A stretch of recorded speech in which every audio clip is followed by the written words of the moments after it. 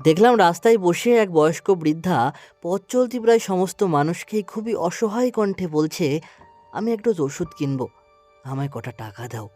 আশ্চর্য হলাম এটা দেখে যে বেশিরভাগ মানুষই এড়িয়ে গেলেন, কেউ কোনো ভ্রুক্ষেপই করলেন না। কিন্তু কেন জানি আমার মনে হলো, কে বাঁচায় কে বাঁচে গল্পের মৃত্যুঞ্জয়ের মতো নিজের সর্বস্বটা বিলিয়ে দিয়ে ওনার সাহায্য করি। কিন্তু পরক্ষণেই মনে হলো, সর্বস্ব বলতে আমার আছেটাই বাকি।